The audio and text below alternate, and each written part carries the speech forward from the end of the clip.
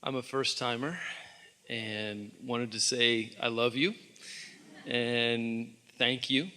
And Abraham, I love all of you.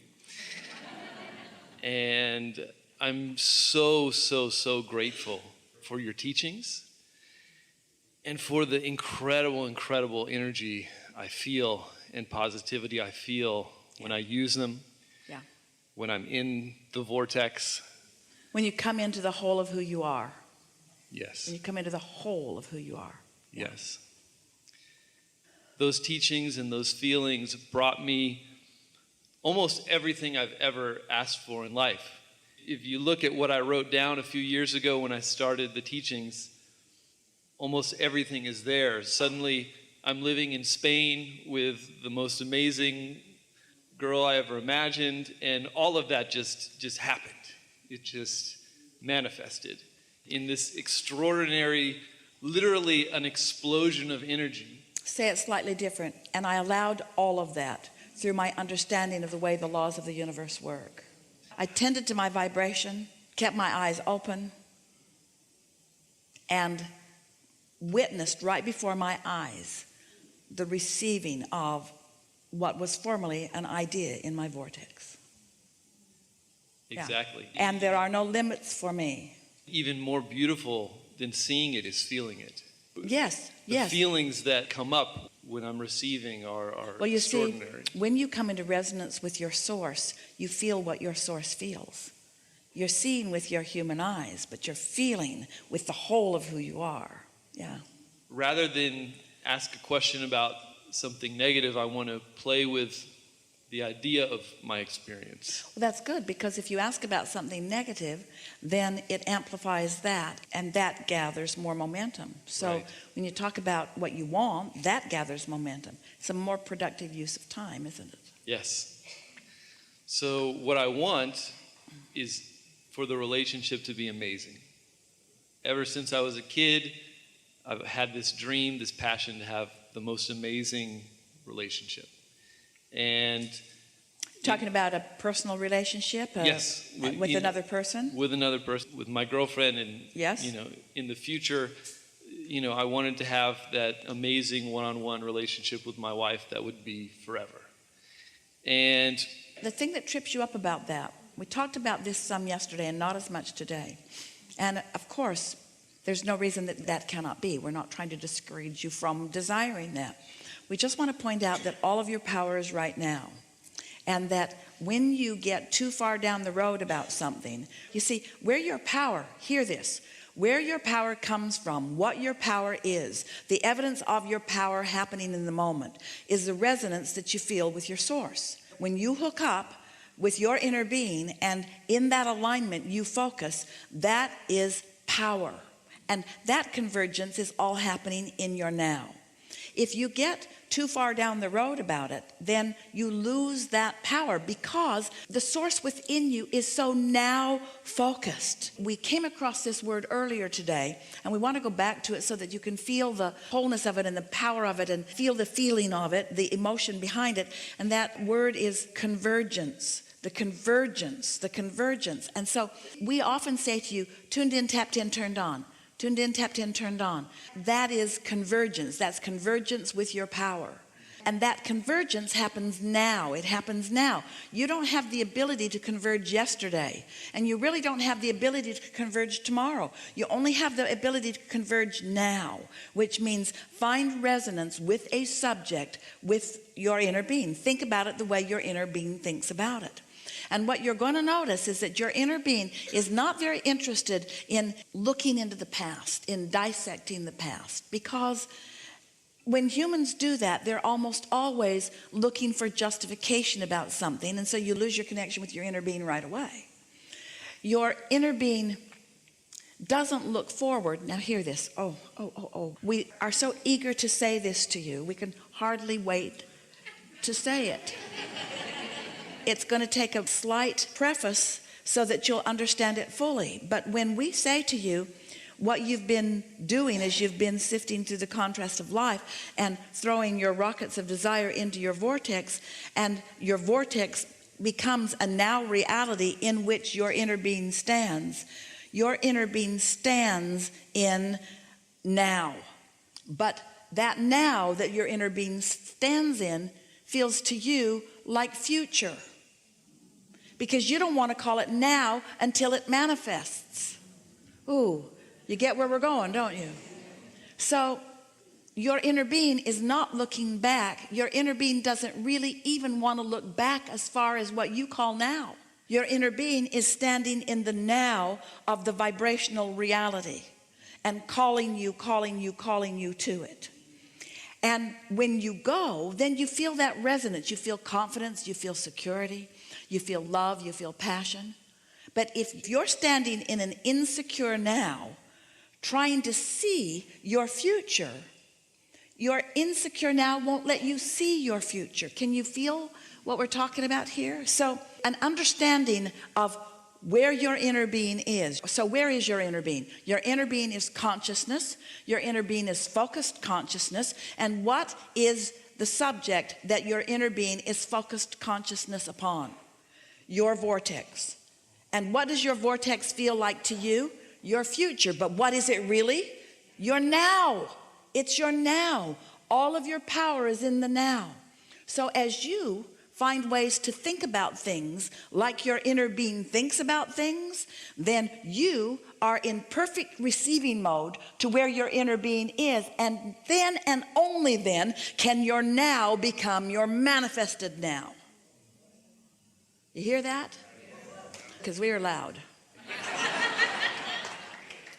That is the most leading edge conversation that we've ever had about turning thoughts to things. And it also explains convergence in a way that is significant. And it also explains why sometimes when you think into your future, you get feeling all insecure because you're not seeing your vortex as your inner being sees it as an already done deal. As you stand in your now without something that you want, and then you try to improve your future from that position, you can't get there because you're on a different vibrational wavelength. That was a really deep understanding. Really a deep understanding. Can I add a deep question to it? Yes. In this relationship that brought a lot of this manifestation about, when we met, it was literally like we both felt almost an explosion. Do you know it when you saw it? Oh, yeah. But here's where the question happens, and I think what you just said talks a lot about it. As the relationship continued, that feeling fades away, which is normal. But, no, it isn't. Well, it's normal for humans. Yes. And being a human, unfortunately. You can be a different human. You can be a human who understands your vortex. You can be a human who understands that you have source focusing. You can be a human who deliberately converges. You can. You don't have to be a human arguing for limitations. You can feel the resonance of what your inner being knows. And you can feel when you're off and you can feel when you're on. We're just wanting to make it understandable so that it's important enough to you to pay attention to what you're doing. So you don't practice habits that don't serve you. And one of the habits that doesn't serve me is when... It's talking about things that don't serve me. Yeah.